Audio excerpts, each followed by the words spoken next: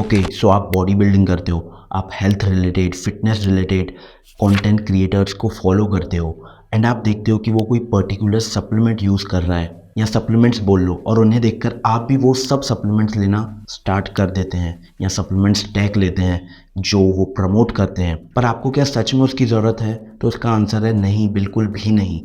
आज मैं आपको ऐसे 4 मसल बिल्डिंग सप्लीमेंट्स बताने वाला हूँ जो आपको यूज़ करने चाहिए, और रीज़न भी बताऊँगा कि आपको ये सप्लीमेंट्स क्यों कंज्यूम करने चाहिए।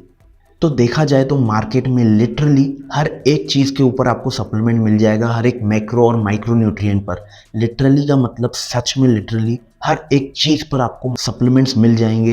इवन आपको फ्रूट्स और वेजीज के भी सप्लीमेंट्स मिल जाएंगे कि अगर आप फ्रूट और वेजिटेबल्स कंज्यूम नहीं कर पा रहे हो तो आप ये उनका सप्लीमेंट या ये आप उनका ड्रिंक पी सकते हो। कई सारे आयुर्वेदिक सप्लीमेंट्स भी आते हैं, इवन आयुर्वेदिक सप्लीमेंट्स की गमीज भी आती है। और ही ना जाने मार्केट में कितने सप्लीमेंट्स मिलते हैं, fat cutter, weight loss drink, vegetables drink, और हर एक माइक्रोन्यूट्रिएंट के सप्लीमेंट आते हैं। आप जिसमें डेफिशिएंट हो आप वो कंज्यूम कर सकते हो। इजंट इट फनी कि हमें हर एक चीज़ के लिए सप्लीमेंट कंज्यूम करना चाहिए? रियल फूड का तो कोई मोल ही नहीं रहा। फिर ऐसे ही आप सारा दिन सुबह दोपहर शाम को एक एक सप्लीमेंट लेते रहो एंड आप हेल्दी और फिट रहोगे। तो मैं आपको बता दूं कि सप्लीमेंट्स का मतलब ही है एड ऑन, इसका मतलब extra. Or you can say to complete your diet, you can use supplement, not to make it a diet. आपका रियल फूड कंजम्पशन प्रॉपर होना चाहिए, उसके बाद आपको फिक्र करनी चाहिए सप्लीमेंट की। और उसमें भी आप जिसमें डेफिशिएंट हो आपको वो सप्लीमेंट कंज्यूम करने चाहिए, या आप अपने डाइट से कंज्यूम नहीं कर पा रहे हो वो प्रॉपर मैक्रो या माइक्रो न्यूट्रिएंट, तब आपको सप्लीमेंट करना चाहिए। और जो जिम जाते हैं या किसी भी प्रकार का हार्ड वर्कआउट करते हैं, डेली फुटबॉल खेलते हैं या रनिंग करते हैं, कैलिस्थेनिक्स करते हैं, तो इसका मतलब कि आप अपनी बॉडी को ज़्यादा स्ट्रेस दे रहे हो या यूज़ कर रहे हो, जिसके कारण आपको न्यूट्रिएंट्स की ज़रूरत ज़्यादा पड़ेगी। बिकॉज वर्कआउट से आपकी मसल्स टूटती है, इन्फ्लेमेशन बढ़ता है, मिनरल्स डिप्लीट होते हैं, सो फॉर दैट आपको ज़्यादा न्यूट्रिएंट की ज़रूरत पड़ती है। और जब आप वो सप्लीमेंट्स कंज्यूम करते हो तो आपकी फिटनेस नेक्स्ट लेवल पर पहुंचती है। तो अब बात करते हैं उन 4 सप्लीमेंट्स की जो मसल बिल्डिंग के लिए सबसे ज़्यादा इंपॉर्टेंट है या जनरल हेल्थ के लिए भी ज़्यादा इंपॉर्टेंट है। वो पहला है omega 3 fatty acids. Omega 3 fatty acids are polyunsaturated fats, और ये इंपॉर्टेंट है हमारी बॉडी के लिए, पर हमारी बॉडी में ये उतने अमाउंट में प्रोड्यूस नहीं होता, तो हमें इसे अपने डाइट से पूरा करना होता है। और डाइट में आपको ये सब फूड्स कंज्यूम करने होते हैं फॉर ओमेगा 3 फैटी एसिड्स, और मोस्टली लोगों को ये डाइट से भी नहीं मिल पाता, तो हमें इसे सप्लीमेंट से पूरा करना चाहिए with basically fish oil capsules. Liquid form में भी आता है supplement, but generally people use fish oil capsules. ALA, EPA and DHA. ALA stands for alpha-linolenic acid, EPA stands for eicosapentaenoic acid and DHA stands for docosahexaenoic acid. ALA हमें mostly मिलता है plant oils से, जैसे कि flax seed, soybean और canola oil, और EPA और DHA हमें मेनली मिलते हैं सी फूड से या फिश से। देखिए, जो ALA फॉर्म है इस इसेंशियल फैटी एसिड जो आपको फूड से लेना पड़ेगा because body can't make it. ALA is an essential precursor of EPA and DHA, लेकिन ये कन्वर्जन प्रोसेस इनएफिशिएंट होती है हम ह्यूमंस में। सिर्फ स्मॉल परसेंटेज में ALA कन्वर्ट होता है EPA में और उससे भी कम DHA में। तो जब ALA EPA और DHA में कन्वर्ट नहीं होता, इट इज़ सिंपली स्टोर्ड और used as energy like other fats. So इसीलिए भी सिंपली टेक EPA और DHA सप्लीमेंट। आप ओमेगा 3 का सप्लीमेंट देखोगे तो उसके पीछे इंग्रेडिएंट लिस्ट में EPA और DHA के अमाउंट लिखे होंगे, कितना उसमें EPA और DHA है। और इसीलिए हम कहते हैं कि अगर आप फिश कंज्यूम नहीं करते हो तो आप फिश ऑयल कैप्सूल्स कंज्यूम करो daily. Omega 3 are important components of the membranes that surround each cell in your body. Omega 3 के मसल बिल्डिंग के अलावा भी कई बेनिफिट्स हैं, जैसे ये हेल्प करेगा आपको कार्डियोवैस्कुलर डिजीजेस से, ये हेल्प करेगा आपको अल्जाइमर्स के time, it also contributes in infants health and development. Omega 3 का मसल बिल्डिंग में क्या फ़ायदा है? So you will see increase in your muscle mass, और आपकी रिकवरी भी अच्छे से होगी and you will see less soreness. Specially it helps in DOMS, delayed onset muscle soreness के टाइम पर। आपने देखा होगा आपको कई बार 2-3 दिन तक सोरनेस रहती है वर्कआउट के बाद, इसे ही डोम्स कहते हैं। आपको वर्कआउट के 2-4 दिन बाद तक स्टिफनेस फील होती है या आपको पेन होता है because your muscles are teared because of that workout and inflammation. This 2017 study suggest कि फिश ऑयल हेल्प करता है मसल सोरनेस में, और एक और 2017 की स्टडी है which suggest EPA and DHA supplementation या simply omega 3 supplements help in reducing muscle damage after exercise. ये देखिए एक 2018 की स्टडी, here man taking 2400 mg of fish oil which contains 600 mg of EPA and 260 mg of DHA daily. 8 हफ्तों के लिए उन्हें कम मसल स्वेलिंग देखने मिली देन मैन जो प्लेसिबो कंज्यूम कर रहे थे।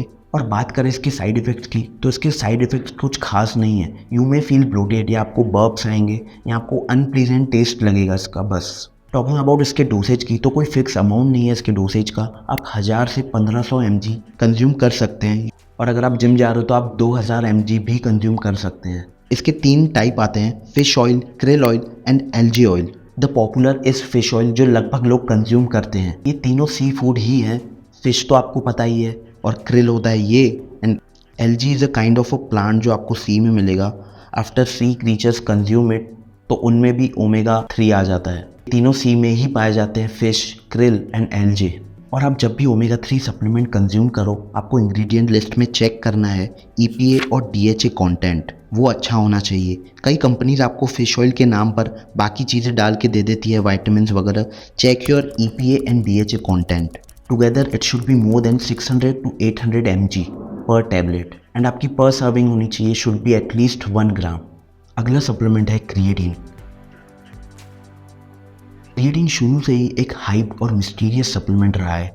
कई लोग बोलते हैं कि इसे कंज्यूम करना चाहिए, कई बोलते हैं बिल्कुल भी नहीं करना चाहिए, और कई लोग बोलते हैं कि ये स्टेरॉइड्स के जैसे अगर रिजल्ट दे रहा है तो उसके जैसे साइड इफ़ेक्ट्स भी होंगे। आपने जिम में कई लोगों को बात करते हुए सुना होगा कि भाई अगर क्रिएटिन ले रहा है तो पानी ज़रूर पीना, वरना क्रिएटिन नेचुरली प्रोड्यूस होता है हमारी बॉडी में, किडनी, लीवर और पेनक्रियाज में, लेकिन बहुत ही कम मात्रा में ये बनता है। और हमें ये फूड से भी मिलता है, बट उसमें भी आपको कम मात्रा ही मिलेगी, इसीलिए हम क्रिएटिन सप्लीमेंट करते हैं। तो क्रिएटिन हमारी बॉडी में करता क्या है, और ये आपकी मसल बिल्डिंग में हेल्प कैसे करेगा? तो जब हम वेट लिफ्ट करते हैं, we use ATP which is the main source of energy for our muscles. Creatine improves strength gains by enabling faster regeneration of ATP, और ये हेल्प करता है आपको लास्ट के 1 या 2 रैप्स मारने में, जो कि बहुत ही इंपॉर्टेंट होते हैं। अगर आप मसल बिल्डिंग करते हो तो आपके लास्ट के जो रैप्स होते हैं वही डिसाइड करते हैं कि आपकी मसल्स कितनी ग्रो होगी। और क्रिएटिन से हमारे मसल्स में वाटर रिटेंशन होता है, जिससे कि हमारे मसल्स बड़े और बेटर लगते हैं। क्रिएटिन से इंक्रीज होता है फॉस्फोक्रिएटिन, जो एक मॉलिक्यूल है जो एनर्जी को स्टोर और सप्लाई करता है हमारे मसल सेल्स में। मतलब फॉस्फोक्रिएटिन बढ़ने से मसल सेल्स ज़्यादा एनर्जी और फोर्स प्रोड्यूस करते हैं। क्रिएटिन सिर्फ बॉडी बिल्डर्स ही नहीं, कई और भी एथलीट्स लेते हैं, इवन इंडियन क्रिकेट टीम भी लेती है क्रिएटिन। क्रिएटिन के कई और भी बेनिफिट्स हैं, और ये सबसे वेल रिसर्च्ड सप्लीमेंट माना जाता है। Creatine can improve brain functions also. A study from the University of Sydney found that creatine supplementation improves the cognitive function of elderly individuals, both mentally and physically. और researchers को पता पड़ा कि ये achieve हो रहा है through increase in brain energy metabolism. Creatine लेने के बाद ऑल्सो उनकी मेमोरी में भी इम्प्रूवमेंट देखा गया। Creatine reduces inflammation, muscle soreness and fatigue, end of course मैंने आपको बताया था कि इससे आपकी परफॉर्मेंस भी इम्प्रूव होगी। अब बात करते हैं क्रिएटिन के फॉर्म की और इसके डोसेजेस की। क्रिएटिन का बेस्ट फॉर्म है क्रिएटिन मोनोहाइड्रेट, ये सबसे चीप और बेस्ट फॉर्म है क्रिएटिन का। एंड क्रिएटिन का डोसेज होना चाहिए 3 से 5 ग्राम एवरी डे। आप इसे प्री वर्कआउट भी ले सकते हैं या पोस्ट वर्कआउट भी, ये आपके ऊपर है। अगर आपके पास कोई प्री वर्कआउट ड्रिंक या प्री वर्कआउट मील नहीं है तो आप क्रिएटिन कंज्यूम कर सकते हैं। अगर आप प्री वर्कआउट में कुछ कंज्यूम करते हैं तो आप पोस्ट वर्कआउट में भी ले सकते हैं क्रिएटिन। और आपको क्रिएटिन लोड करने की ज़रूरत नहीं है। आपने सुना होगा जो बोलते हैं कि आपको क्रिएटिन 1 हफ्ता लोड करनी चाहिए, 15 से 20 ग्राम हर दिन लेनी चाहिए 1 वीक तक, एंड उसके बाद आपको normal amount of creatine consume करना चाहिए। तो ऐसा नहीं है, आप स्टार्टिंग से ही 3 से 5 ग्राम कंज्यूम करें every day, and that's it. Creatine से आपको डिसएडवांटेजेस क्या हो सकते हैं? तो क्रिएटिन के कोई ऐसे खास डिसएडवांटेजेस नहीं है, बस आपको ब्लोटिंग फील हो सकती है अगर आपको सूट कर रही है क्रिएटिन या नहीं कर रही, तो आपको सिर्फ और सिर्फ डाइजेशन इशू या ब्लोटिंग हो सकती है, दैट्स इट। अगला है whey protein.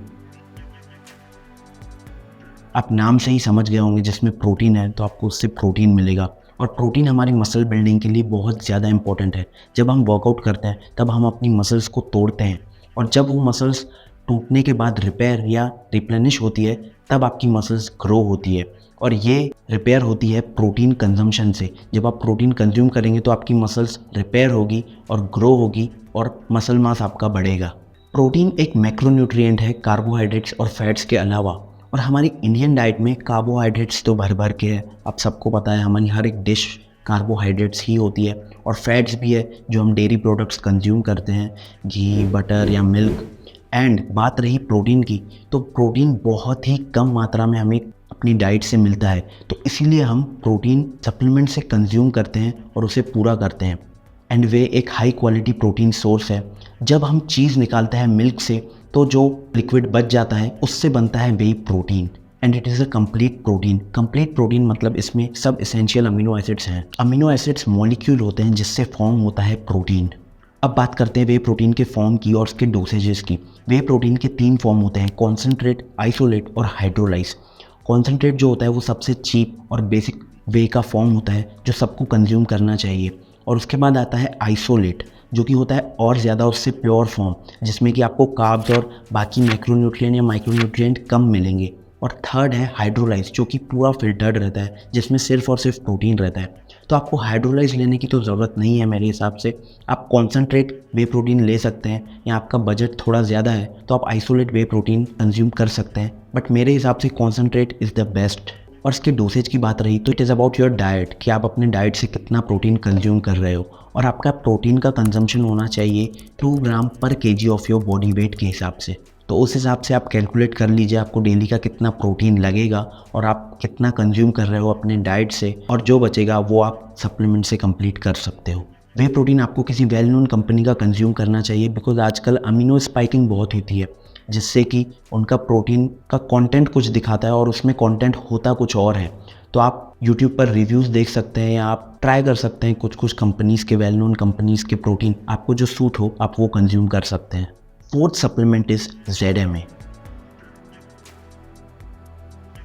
Zinc and magnesium. Z stands for zinc and MA stands for magnesium aspartate. Zinc and magnesium जो है वो माइक्रोन्यूट्रिएंट्स हैं। आपको पता होगा माइक्रोन्यूट्रिएंट्स मतलब हमें जो कम मात्रा में न्यूट्रिएंट्स लगते हैं, और मैक्रोन्यूट्रिएंट्स मतलब जो ज़्यादा मात्रा में न्यूट्रिएंट्स हमें लगते हैं। इंडिया में जिंक डेफिशिएंसी शुरू से ही है, और जिंक हमारे इम्यून सिस्टम के लिए बहुत ज़्यादा इंपॉर्टेंट है। जिंक आपको इन सब फूड्स में भी मिलेगा, बट हम कहीं ना कहीं जिंक डेफिशिएंट ही होते हैं, बिकॉज हम इतना अच्छा डाइट नहीं ले पाते, तो इसीलिए हमें जिंक सप्लीमेंट से पूरा करना पड़ता है। Recent epidemiological studies have confirmed high prevalence of zinc deficiency among children in India, specially in 5 states में। तो जिंक और मसल बिल्डिंग का क्या रिलेशन है? अ study finds that zinc deficiency reduces testosterone levels, and zinc supplementation से improve हो रहे हैं हमारे टेस्टोस्टेरोन लेवल्स। आपको पता होगा टेस्टोस्टेरोन एक मेल सेक्स हार्मोन है जो कि मसल बिल्डिंग के लिए बहुत ज़्यादा इंपॉर्टेंट होता है। आपका जितना अच्छा टेस्टोस्टेरोन लेवल होगा, आपका मसल मास भी उतना अच्छा होगा, तो इनडायरेक्टली आपकी मसल बिल्ड होगी जिंक से। तो अब बात करते हैं जिंक के फॉर्म का और इसके डोसेजेस का। तो जो सबसे बेस्ट फॉर्म है जो आपको कंज्यूम करना चाहिए वो है जिंक ग्लूकोनेट, और अगर आप जिम जा रहे हो तो आपको डेली 15 से 30 mg जिंक कंज्यूम करना चाहिए। एंड जब आप ZMA सप्लीमेंट खरीदोगे तो आपको इसके साथ एक और तीसरा न्यूट्रिएंट मिलेगा, या तो वो होगा विटामिन B6 या L-theanine, एंड आप ये सप्लीमेंट कंज्यूम कर सकते हो कोई भी दोनों में से। एक और आपको मैं एक्स्ट्रा चीज़ बताना चाहूँगा कि अगर जब भी हम जिंक ज़्यादा कंज्यूम कर लेते हैं या हमारा जिंक का लेवल बढ़ जाता है बॉडी में, तो उससे क्या होता है, it suppresses the amount of copper your body absorbs. तो इसके साथ साथ आप 2 mg कॉपर भी कंज्यूम कर सकते हैं, copper supplement I mean. Talking about magnesium supplement, तो मैग्नीशियम सप्लीमेंट फेमस है कि इससे आपको डीप स्लीप आती है, और मैंने भी इसी वजह से स्टार्ट किया था मैग्नीशियम सप्लीमेंट कंज्यूम करना। जब आपको अच्छी नींद आएगी, आपकी बॉडी बेटर रिकवर होगी, आपका दूसरा दिन अच्छा जाएगा, प्रोडक्टिव जाएगा, और आपके एनर्जी लेवल्स बढ़े हुए रहेंगे, जिससे कि आपका अगला जिम सेशन अच्छा जाएगा। एंड मैग्नीशियम के स्लीपिंग के साथ साथ डिप्रेशन और एंजाइटी में भी कई बेनिफिट्स देखे गए कि इससे आपका डिप्रेशन और एंजाइटी लेवल कम होगा। इवन मसल स्पैज़म्स और मसल क्रैम्प्स भी आपके ठीक हो जाएंगे मैग्नीशियम से। और जिंक के जैसे ही मैग्नीशियम में भी बहुत सारे लोग डेफिशिएंट होते हैं, लगभग लोग आप मान लीजिए डेफिशिएंट होते हैं मैग्नीशियम में। अब बात करते हैं मैग्नीशियम के बेस्ट फॉर्म की और उसकी डोसेजेस की। तो आपको मैग्नीशियम कंज्यूम करना है 400 से 500 mg at least every day. Magnesium का बेस्ट फॉर्म है मैग्नीशियम ग्लाइसिनेट या मैग्नीशियम साइट्रेट। आपको कई कंपनीज मिलेगी जिसमें कि मैग्नीशियम ऑक्साइड होता है, बट वो उतना अच्छा नहीं होता बिकॉज उसकी बायो अवेलेबिलिटी कम होती है, जिसके कारण हम कम एब्जॉर्ब कर पाते हैं वो magnesium supplement. And many studies से lower level of magnesium means increased level of depression. So these are the 4 supplements जो मैं कंज्यूम करता हूँ और मैं आपको भी सलाह देता हूँ कि आपको भी ये कंज्यूम करना चाहिए। अगर आपको कोई भी हेल्थ इश्यू या कंडीशन है तो ऑफ कोर्स आप अपने डॉक्टर से कंसल्ट करके ये सब सप्लीमेंट्स कंज्यूम कर सकते हैं। एंड अगर आप अपना ब्लड टेस्ट करवाओगे आपको उसमें आपका माइक्रोन्यूट्रिएंट प्रोफाइल दिखेगा, जिससे कि आपको पता पड़ेगा कि आप किस माइक्रोन्यूट्रिएंट में डेफिशिएंट हैं and you can supplement that also. So thank you so much for watching the video. अगर आपको वीडियो अच्छा लगा तो शेयर करें अपने फ्रेंड्स के साथ and don't forget to subscribe.